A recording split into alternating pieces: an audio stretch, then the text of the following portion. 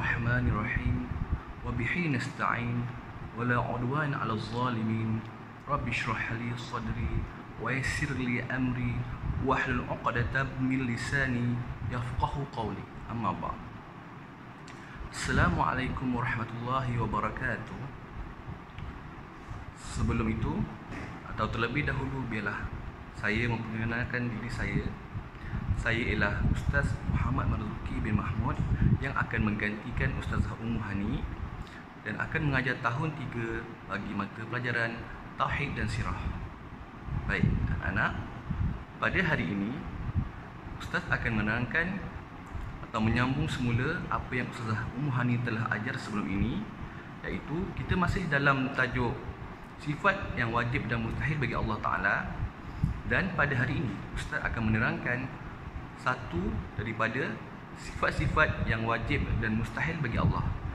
Dan pada hari ini kita akan belajar satu sifat wajib dan mustahil bagi Allah, iaitu sifat qudrah, dan lawannya ajzun. Baik, anak-anak boleh menyimak pada buku teks masing-masing, pada buku teks pelajaran Tauhid tahun 3 pada muka surat 23. Sifat wajib yang pertama bagi Allah iaitu qudrah, artinya berkuasa. Lawannya ajzun, artinya lemah. Sekali lagi,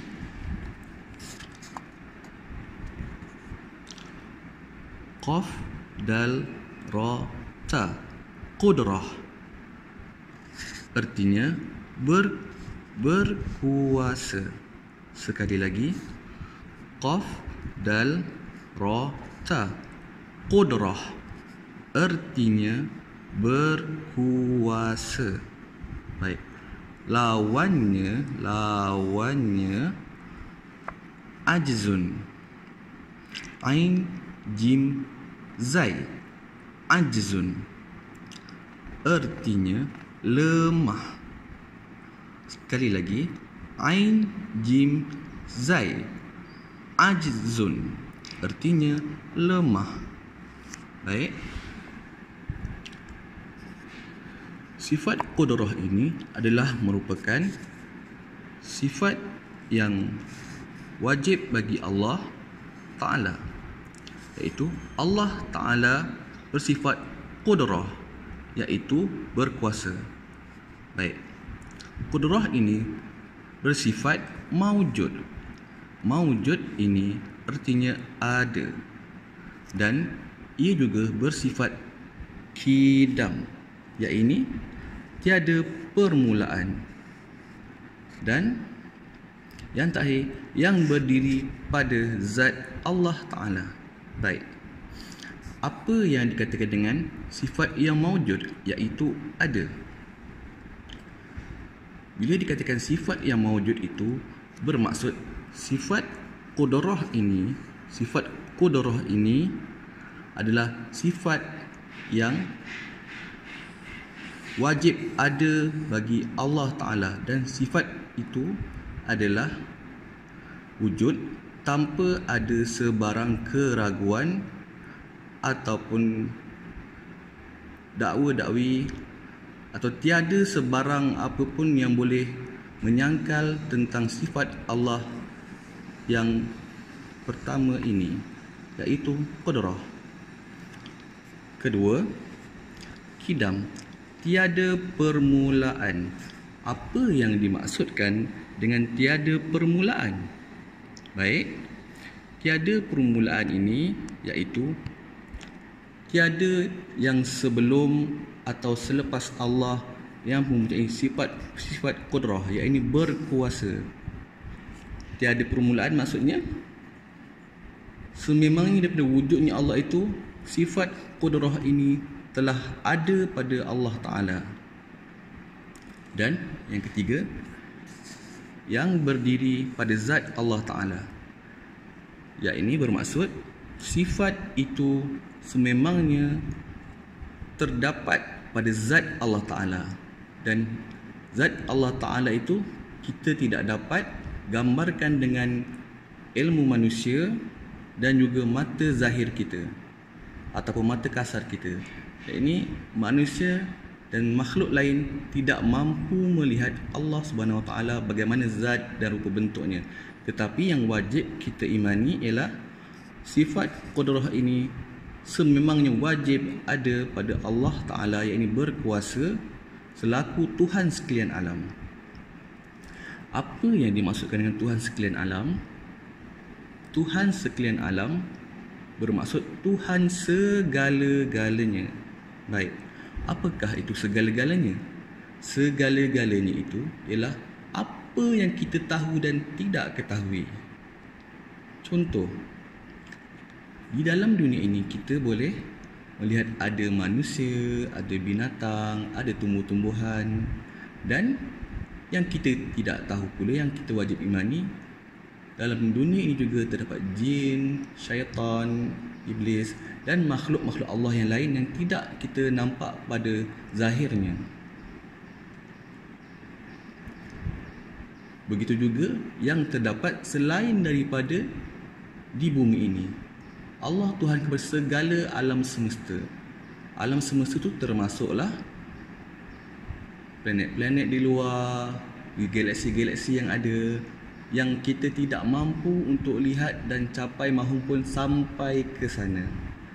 Baik, lawan bagi sifat qudrah, Ustaz ulang sekali lagi, lawannya ialah ajizun, artinya lemah. Ulang semula. Qudrah artinya berkuasa, lawannya ajizun, artinya lemah. Sekali lagi, qudrah artinya berkuasa, lawannya ajizun, artinya lemah. Kali terakhir, qudrah artinya berkuasa, lawannya ajizun, artinya lemah.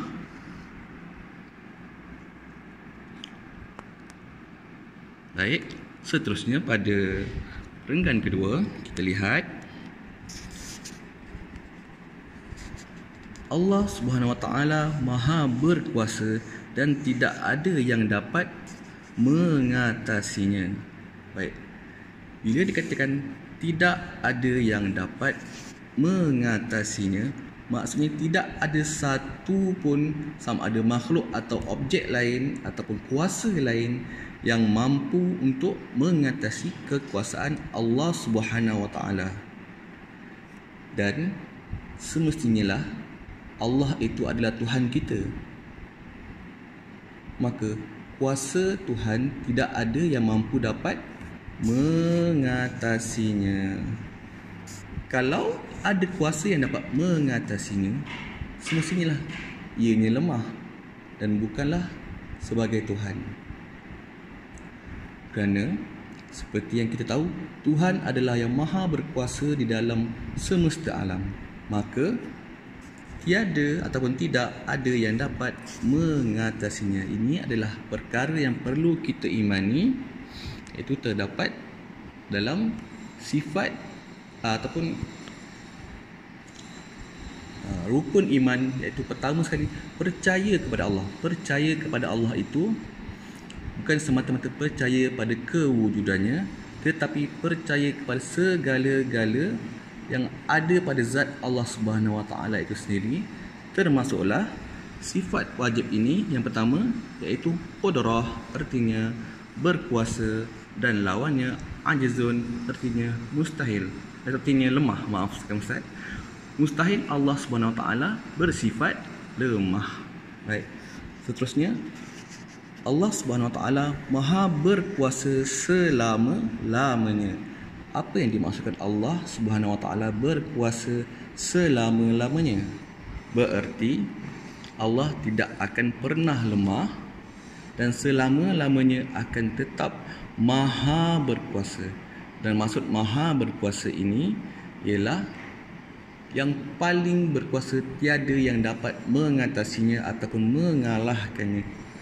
Dan tambahan lagi, selama-lamanya. Baik, Ustaz beri contoh. Sebagai manusia, kita mungkin mampu mengangkat batu yang besar, tetapi lama kelamaan kita akan merasa penat, haus, letih, dahaga. Sekuat mana pun sesuatu makhluk itu, sampai masanya ia akan kurang kuasanya ataupun kurang tenaganya. Tetapi sifat itu ataupun keadaan itu adalah mustahil bagi Allah Subhanahu Wa Taala, kerana Allah Taala Maha berkuasa selama-lamanya.